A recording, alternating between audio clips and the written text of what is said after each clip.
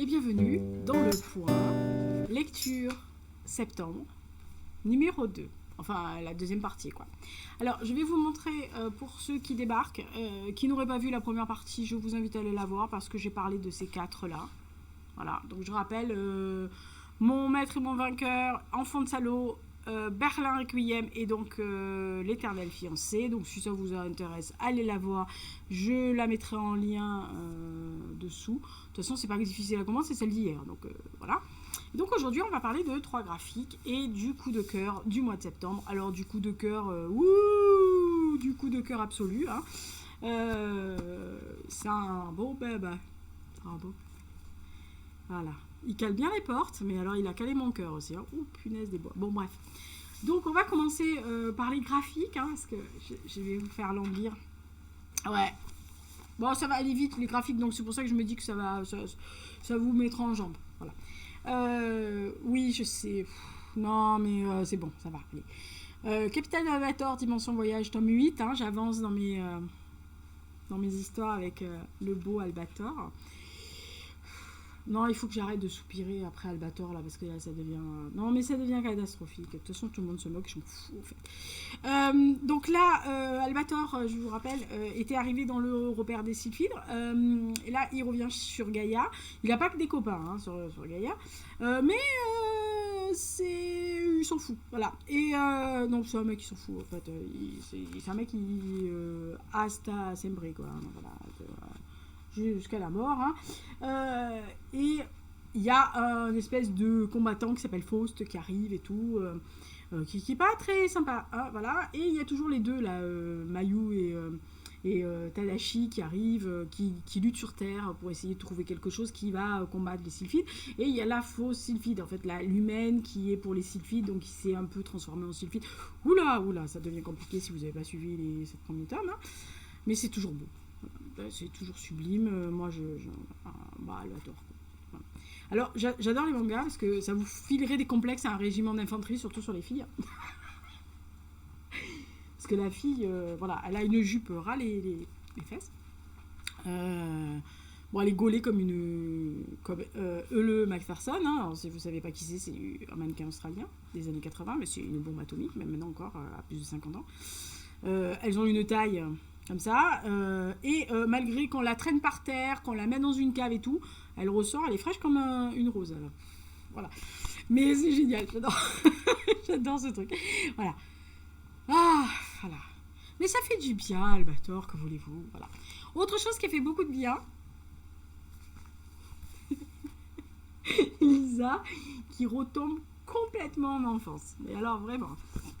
J'avais lu ce roman-là de Théophile Gautier. Alors, Théophile Gautier, vous voyez, petit cœur. Hein. Voilà. Petit cœur de Lisa quand elle était petite. J'avais lu Le Capitaine Fracasse. Parce que c'était un roman de KPDP. Moi, j'aimais bien les... Voilà. Et oui, quand on est petit, c'est ce qu'on peut. Et en fait, je suis arrivée dans ma librairie préférée, voilà, et j'ai vu, il y avait tout un stand avec écrit les grands classiques de la littérature en bande dessinée. C'est chez Glénat. Donc en fait, en gros, il y a Les 3 Mousquetaires, Le Tour du monde en 80 jours, Cro-Blanc, Ivanhoé, 20 milieux sous les mers, Tom Sawyer, Le Livre de la jungle, Sandokan, Les Misérables, donc il y a 2 tomes sur Les Misérables, L'île au trésor... Les malheurs de Sophie au voyage au centre de la Terre et donc le capitaine Fracasse. Alors, inutile de vous dire que les Vernes vont arriver hein, dans ma collection. Ivanhoé aussi, j'adore Ivanhoé. Voilà, oui, je sais. Voilà. Il y a Jack London, je vais acheter Jack London parce que je suis une fan de Jack London. Faut arrêter avec... Non, ne me lancez pas sur Jack London. C'est pas bon, c'est pas bon. Et donc, quand j'ai vu Capitaine Fracasse, qui était en fait en bas, oui, parce que moi, quand je vois le présentoir, je regarde en bas. La fille qui ne regarde pas du tout celui qu'on lui a mis sous le nez. D'ailleurs, sous le nez, je crois que c'était les meilleurs de Sophie, si je me souviens bien. Ou je ne sais plus quoi. Enfin bref, c'était un truc qui ne m'a pas attiré, puisque je regardais en bas et j'ai vu Capitaine Fracasse. Vous sentez la gamine qui a 8 ans, là? Oui, on peut avoir 8 ans quand on en a 51. Voilà, vous inversez 51, ça fait 15, hein, donc je ne suis pas très, très loin des 8. Voilà, donc on est en présence, en fait on est entre Dax, je vous montre un peu les planches, je sais pas si j'ai le droit, mais Glénat, désolé, mais quand c'est beau, c'est beau. Donc on est en fait Bougez pas, il y a le Général Alex qui est en train de faire une connerie et il faut absolument que j'aille faire arrêter le Général Alex. Voilà. Non, il était en train de piquer ce qui était sur la table de la cuisine. Oui, il a décidé de bouffer dans les râteliers, lui. Non, mais il bouffe à tous les râteliers, c'est une catastrophe.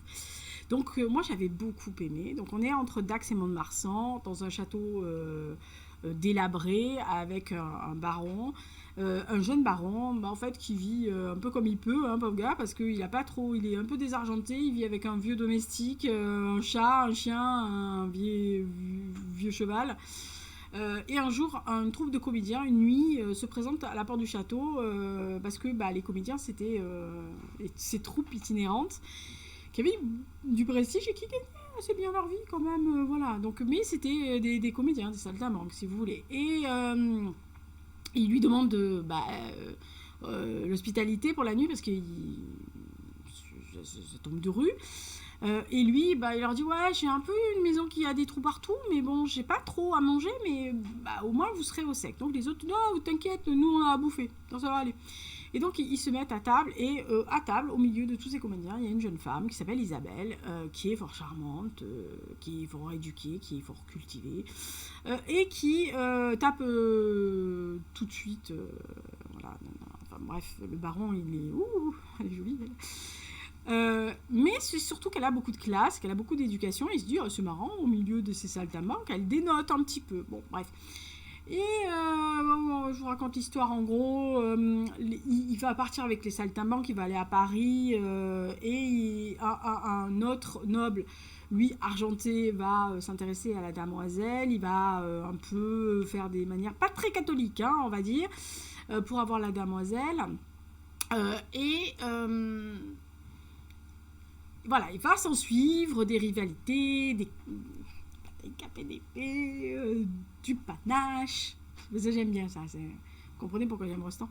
Bref, panache, capé d'épée, amour, rivalité, amitié.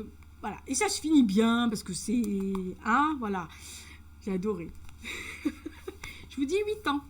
Alors, si vous ne connaissez pas le Capitaine Fracas, si vous n'avez jamais lu Théophile Gautier, et que vous voulez commencer, alors évidemment, c'est un condensé de son bouquin, commencez pas, voilà.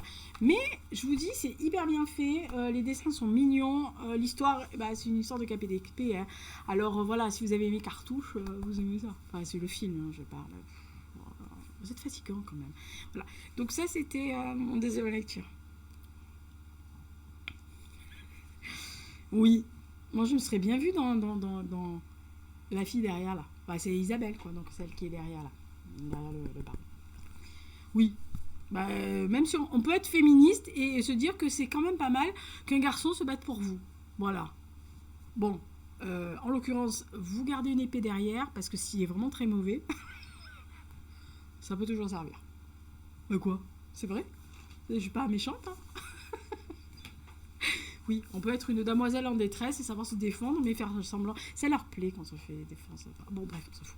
C'est une autre question. Et là, j'ai toutes les féministes qui vont me tourner sur la gueule en disant quoi, comment tu vantes le fait qu'un homme, on peut pas se défendre sans un homme. Mais si, mesdames, vous pouvez vous défendre sans un homme. La preuve, vous avez qu'à regarder la genèse de Liverpool Connection, vous verrez que côté féminisme, je me défends. Nouille. Alors, autre.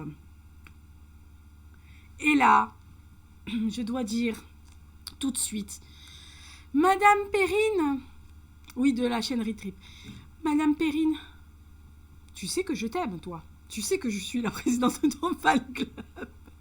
Voilà, parce qu'elle l'a présenté, plusieurs personnes l'ont présenté, mais moi je l'avais vue sur la chaîne de Perrine, et elle avait été dithyrambique sur cette BD. J'aime l'univers, j'ai perdu ma voix, j'ai écrit après chouchou. Elle avait adoré, j'aime l'univers de Sherlock Holmes, de Conan Doyle aux séries télé, ou aux films, si vous voulez, ce que vous voulez, je me fous, enfin tout ce qui est Sherlock Holmes, et elle avait dit c'est génial, vous allez voir et tout. Et j'avais eu du mal à le trouver, je sais pas s'il avait été en rupture de stock, j'en sais rien, enfin bref, j'avais eu du mal à le trouver, et puis j'avais abandonné l'idée. Et la dernière fois, je suis allée donc à ma librairie chérie, et il y était, je me suis dit, oh. Et la libraire m'a dit, du rayon BD, m'a dit, ah, mais en fait, le numéro 2, le tome 2, sort, je crois, le 14 octobre. Je crois qu'elle a dit le 14. Enfin, mi-octobre. Et je lui dis, bah alors là, je vais t'expliquer un truc, il faut que je l'achète. Parce que comme ça, j'aurai un prétexte pour acheter le numéro 2. Voilà. Et ouais, non, mais tout est bon pour acheter des trucs, hein. Ouais, voilà, c'est Lisa, quoi. Donc, dans la tête de Sherlock Holmes, comment vous expliquer ça? Alors, c'est de Cyril Léréon et de Benoît Dahan, et donc c'est chez Ankama. Je vous montre la maison. Là, beau. Et alors, il est beau parce que regardez ça. Non, mais vous allez voir, Lisa. Alors là, ça a fait ma 10 minutes. Non, mais je vous assure, je suis un vrai bébé. Parce que déjà, premièrement, la première planche est sublimissime. Hein. Mais alors, ah, j'avais pas vu. Je peux faire toute la chronique comme ça. C'est pas bien, ça? Oh, je peux faire la chronique dans la tête de Sherlock Holmes. Putain, j'ai pas son pouvoir de déduction quand même. Hein. Bon, bref, c'est pas grave. Déjà, le livre est sublime. Vous ouvrez comme ça et vous avez ça, déjà. Déjà, il m'avait gagné d'entrée du jeu. Voilà. Et alors, les dessins sont... Je peux pas montrer tous les dessins parce que, bon, les auteurs, il faut quand même qu'ils gagnent leur fric. Mais, voilà. Et en fait, on est dans une enquête et les auteurs ont pris le parti de nous montrer la tête de Sherlock Holmes à l'intérieur, là-dedans, la cervelle. Et la façon qu'il a de mettre tous les petits détails, les petites choses qu'on lui dit, les choses qu'il voit, qu'il observe et tout s'imbrique. Alors, il met tout dans des petits trucs un peu comme ça, et puis tout d'un coup...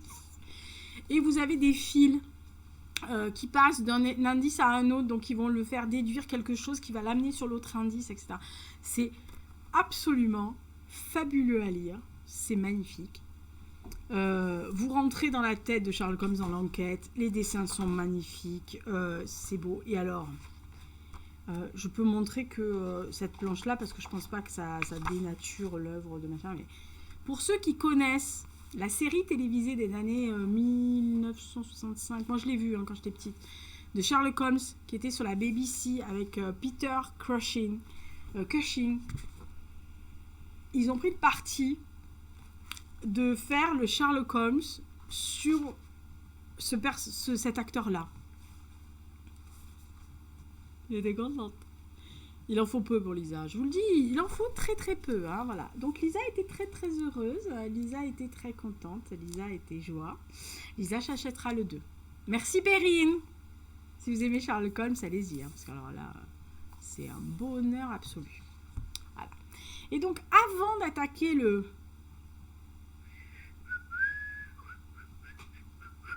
un jour, il faudrait que je mette des... Vous savez, j'ai ce t-shirt, il m'énerve depuis le début. Je sais que je tire dessus, mais il m'énerve. Il faudrait que je mette, vous savez, des espèces de... Ah, j'ai une guirlande. Je peux allumer la guirlande pour le... Non, je vais éviter ça. Je ferai ça à Noël. Avant d'attaquer le coup de cœur, il faudrait juste que je vous montre, parce que j'en ai lu un autre, que je ne détaille pas là, parce que pour moi, c'est un roman historique. Donc, il sera dans le point histoire de décembre. Mais je vous le montre, je vous le signale si vous voulez le lire, parce que voilà, c'est très intéressant.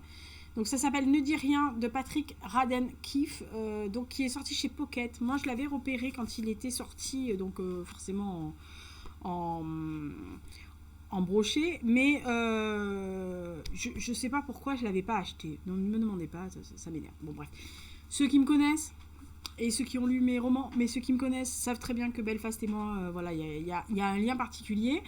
Et c'est une histoire vraie. C'est un journaliste américain qui s'est plongé dans les archives, dans les documents qui ont été accessibles au final, qui ont été déclassifiés secrets, on va dire, qui a fouillé, qui est allé prendre des témoignages. Cette mère de famille, on va dire lambda, qui un jour à Belfast est enlevée par l'IRA et il y a toujours ça a pourri une partie du moment. Le mystère était de qu'est-ce qu'elle avait pu faire pour que l'IRA s'en prenne à une mère de famille, quoi, en gros, voilà. Voilà. Alors il y avait un contexte particulier parce qu'effectivement son couple était des assortis, surtout dans cet endroit-là à cette époque-là, dans les années 70, 60-70, où effectivement les couples mixtes, ce qu'on appelle, c'est-à-dire catholique protestant, était très mal vu, c'était très compliqué, voilà, c'était très très très très compliqué. Enfin, voilà, je ne dirai pas plus, mais c'était un peu tiré, et puis même après, plus tard, hein, voilà, jusqu'aux accords de cessez-le-feu, c'était un peu difficile d'être, entre guillemets, catalogué dans une religion et d'avoir des potes dans l'autre. Hein. Wouhou, voilà. Donc, et pour ça, je vous renvoie aux excellents, magnifiques et sublimes livres de Robert McKee Wilson, et notamment Eureka Street, qui est une pure merveille absolue, qui est un de mes livres chouchou, adoré, que j'aime, et de toute façon, je l'aime, et voilà, c'est comme ça, et je me languis qu'il sorte un nouvel roman, parce que ce mec voilà. Donc j'ai lu ce livre-là, mais pour moi, c'est un livre historique. Voilà, c'est un livre sur une enquête, et c'est un pan d'histoire aussi, européenne, soit récente, soit, mais c'est un pan d'histoire. Donc c'est pour ça que je ne l'ai pas mentionné. Je sais que si vous avez suivi Instagram, vous savez que je l'ai lu. Vous allez lui dire, mais pourquoi elle n'en parle pas? Parce qu'elle en parlera dans le point histoire, Lisa. Voilà, c'est pour ça que je ne l'avais pas sorti. Et donc on va passer au chef-d'œuvre. Ah oui, alors là, voilà, au chef-d'œuvre. Non, ouais, carrément au chef-d'œuvre, parce que je pense qu'il n'y a pas autre chose à dire sur ce livre-là que ça. Je pense qu'il y a rien d'autre à dire sur ce livre-là. Alors, on est en présence, en fait, donc ça s'appelle Lilas Rouge. Oh merde.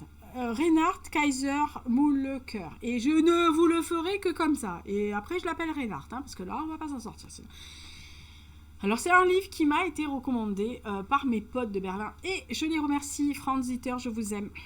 Je l'ai bédi. Je crois qu'on peut dire ça. Non, en fait, non, c'est je t'aime. Donc, en fait, je vous dis je t'aime, mais à un chacun. Ils savent que je les aime, ces abrutis. Bon, bref, on se connaît depuis 1981. Putain, ça date, hein. On est vieux. Oh, merde, bon, bref. Et donc, ils m'ont parlé de ce bouquin qui est sorti, je crois, en Allemagne en 2012. 2013. Enfin, moi, ils m'en ont parlé vers 2014 quand ils sont venus en Dordogne. Ils étaient dithyrambiques tous les deux. Alors, c'est deux gros lecteurs, mais des lecteurs très différents. C'est vraiment, alors là, aux antipodes, les deux frères. Mais ils se sont rejoints sur ce bouquin-là en me disant c'est une pure merveille, etc. C'est sublime, c'est merveilleux, blablabla. Et le livre n'était toujours pas sorti en France. Et là, ils ont vu, parce qu'il y a une suite qui s'appelle Lilas Noir. Et je suppose que quand ils ont sorti, ils ont dû savoir qu'il y avait une traduction française. Il m'a dit ça sort. Et c'était sorti en mars, donc chez Verdier. Je l'avais vu, mais voilà, j'avais pas envie de me trimballer la bête tout le long. Ouais, j'ai cassé un peu le livre. Hein. Je suis désolée, mais j'ai un peu cassé le livre. Ouais, il y a des endroits où il est tellement lourd que, vous voyez, j'aime pas faire ça à un livre, mais bon, voilà. Et donc, ils me l'ont recommandé chaudement. Donc, ça se passe en 1940, en Autriche. L'auteur est autrichien, c'est écrit en allemand, mais il est autrichien. Et c'est un homme qui va arriver de nuit dans un petit village avec sa fille sur une carriole. Il fuit, en fait il est un peu extradé de sa précédente province par le Gauleiter du coin. Alors Gauleiter en Gauleiter c'est... comment on peut vous expliquer ça? En fait, alors c'était sous le Troisième Reich, bien sûr, mais enfin, ça serait l'équivalent, en gros, hein, attention, la traduction est très, très large, hein, d'un préfet pour les Français, puisqu'il gérait à la fois la politique, donc l'application de la politique, les trucs sociaux, l'administration de la province. Voilà, donc voilà, il était dépositaire de l'autorité du nazi, machin, de la doctrine du Troisième Reich. Bref, voilà. Et donc en fait, cet homme-là donc arrive une nuit, de nuit dans un petit village. En fait, c'est un peu contraint et forcé. Il arrive dans un endroit qui n'est pas forcément folichon. Voilà, il quitte un truc génial pour un truc un peu délabré. Et donc, il s'appelle Ferdinand Goldberger. Et il arrive avec sa fille. Et il va s'établir dans ce village. Il est chef de section du parti nazi. Très rapidement, il va prendre les rênes du coin. il va faire prospérer sa ferme. Son fils Ferdinand, il s'appelle tous Ferdinand dans la famille. Son fils Ferdinand est sur le front, donc il attend désespérément. Sa fille est une fille, somme toute, assez gentille, pas méchante, travailleuse, elle adore le lilas. Et c'est un... je sais pas comment expliquer ce livre. En fait, c'est la fresque familiale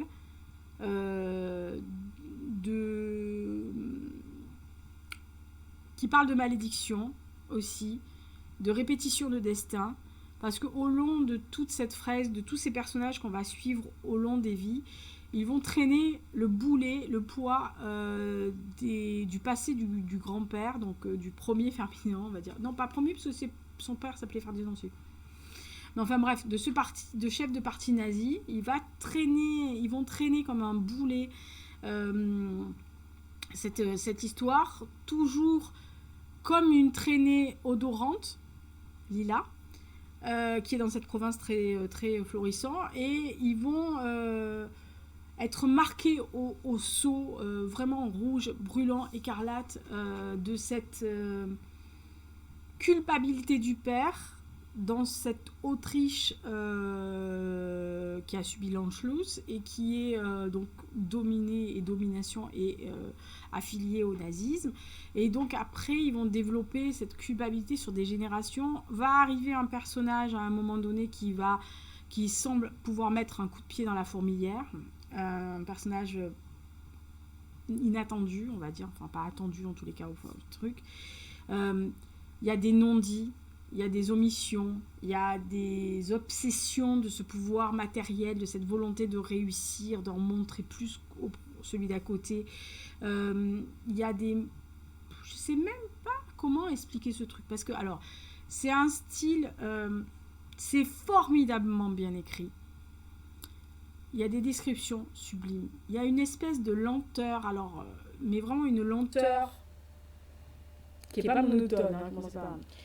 Qui est lyrique, romanesque, envoûtante, un peu comme l'odeur du lilas, on va dire, entêtante aussi, mais qui, tout d'un coup, vous met un coup de peau. Vous l'avez pas vu sortir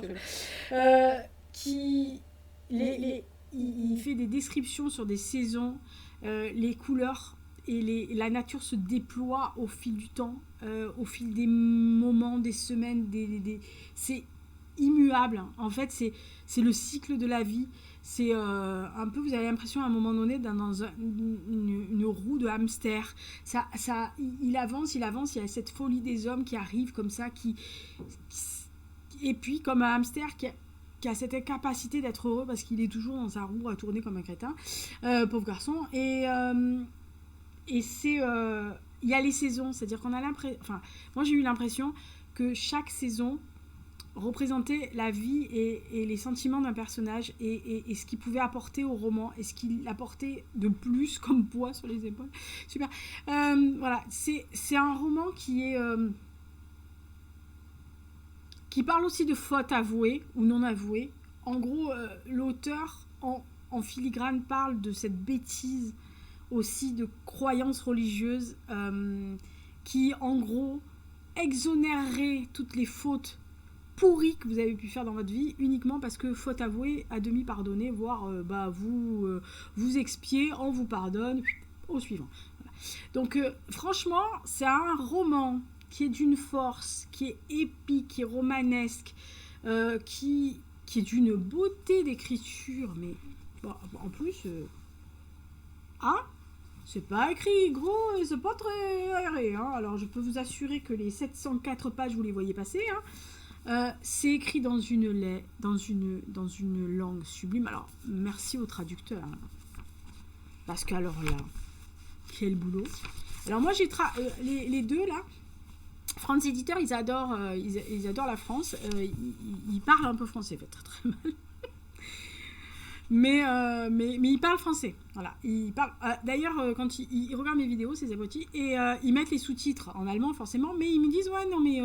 alors, quand tu parles pas trop vite, je pense que c'est tous les gens qui apprennent le français ou qui dont le français n'est pas naturel, c'est un peu compliqué pour eux. Souvent ils disent tout, vous parlez trop vite, il faut parler plus doucement. Nous on a l'habitude, mais bon voilà. Donc quand je parle à cette moyenne-là, ils comprennent tout ce que je dis. Je ne vais pas faire des vidéos comme ça.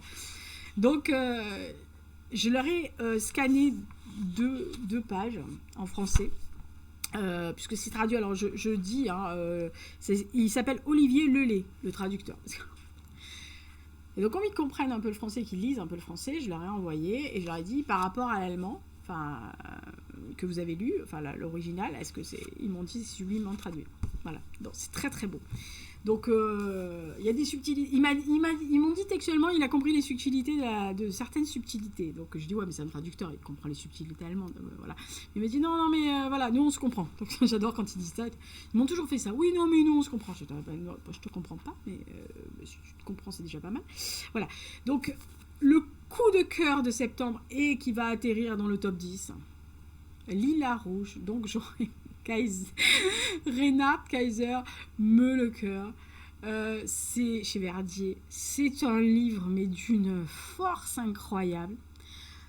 La scène d'arriver dans le village avec ce garçon un peu, ce drôle, comme on appelle en Dordogne, ce garçon un peu simplé, qui n'arrive pas à formuler ce qu'il a vu, qui arrive dans la taverne et qui ne formule pas ce qu'il a vu, mais qui... C'est... Voilà. Alors, moi, j'adore cette lenteur, cette description, ce côté un peu temps qui s'étale, etc. Mais après, ça peut rebuter certaines personnes. Si vous avez la possibilité qui vous intéresse, allez peut-être en lire des extraits quelque part, parce que on en a parlé avec les garçons. Leur maman qui est férue de littérature et qui elle est prof de littérature, allemande soit, mais elle est prof de littérature et elle a à l'université, elle a des élèves, maintenant elle n'enseigne plus mais elle fait des vacations et elle a des élèves qu'elle connaît qui lui ont dit moi j'ai eu du mal, quoi. Voilà. Donc il y a peut-être aussi une question de, et c'est pas péjoratif, commencez pas, question de culture et aussi de votre degré de volonté de le lire à ce moment M. Voilà. Il y a des livres comme ça, vous les commencez, vous vous dites oh là là, je vais pas y arriver, c'est pas maintenant, c'est pas le bon moment. Voilà, il faut être dans le mood, on va dire, pour lire cela, mais c'est une pure merveille. Moi, c'est un joyau ce truc, mais voilà. Donc, merci à France Éditeur, je vous aime les garçons, vous le savez, de toute façon c'est bon, ça va, on va pas y revenir un jour, hein, voilà. Voilà. Ah là là, on était jeunes et beaux à l'époque. On descendait les pistes noires comme personne, tous les trois. Bon, on s'est pris des sapins des fois. Volontairement. Pas tout le temps volontairement. Mais on skiait bien à l'époque. On était bien tous les... on fumait beaucoup sur les télésièges. C'était pas une bonne idée. On s'en fout, il y a prescription. De toute façon, maintenant, on est vieux. C'est comme ça. Bref, voilà. Ça, c'était ce que j'ai lu. Donc, la deuxième partie. Donc, Sherlock Holmes, le capitaine Fracasse et... Voilà, Albator. Et les Ferdinand. Voilà, petite merveille. Voilà. Bon, ben, c'était tout pour la deuxième partie. Vous voyez, elle est un peu plus courte que la première. Ben, pas si courte que ça. Donc, ne dis rien, je rappelle, j'en parlerai plus longuement dans le point lecture de décembre.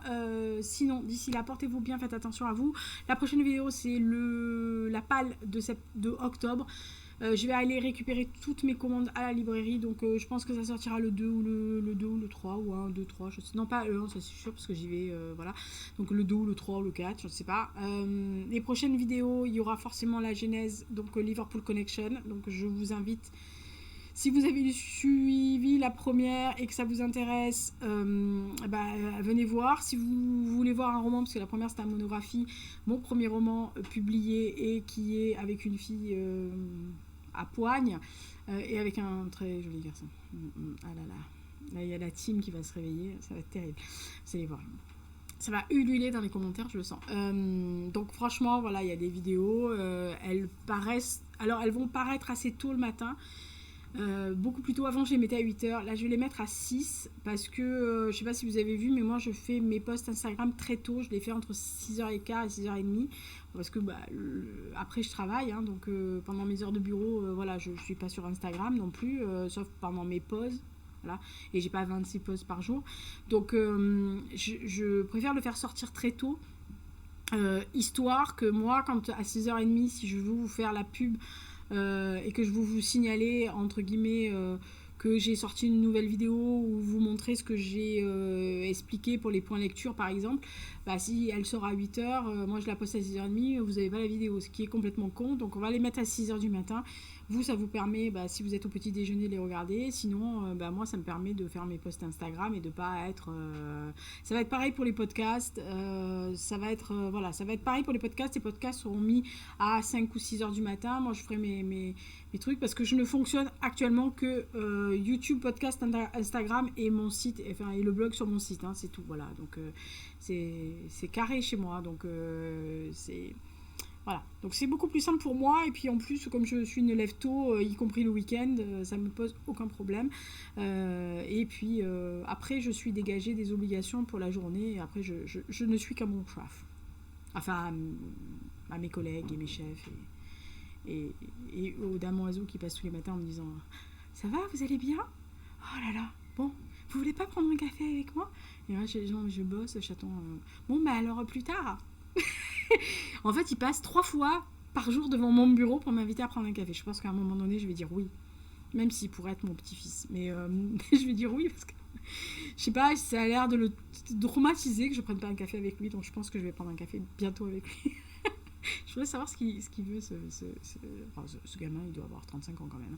Voilà, mais enfin bon, par rapport à moi, ça pourrait être mon fils peut-être. Enfin, quoi, je l'ai eu jeune, mais enfin bon, bref.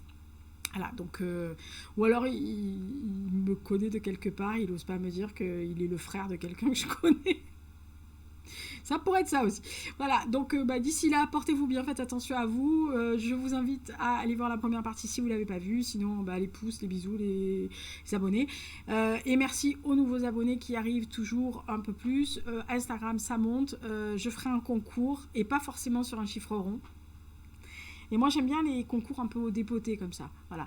Donc, il y a eu un concours sur ma monographie sur Saint-Martial-Viverolles. Il y aura un autre concours. Voilà, j'aime bien faire des concours ou faire gagner quelque chose, mais pas quand c'est formalisé. Moi, je ne rentre pas dans les cases, donc je ne fais pas quand c'est dans les cases. Moi, je suis capable de vous faire un concours parce que j'ai 504 abonnés, quoi. La fille qui... Oh, j'ai 500. Non, moi, je m'en fous des 500. 504, c'est bien. C'est un chiffre un peu rigolo. Voilà.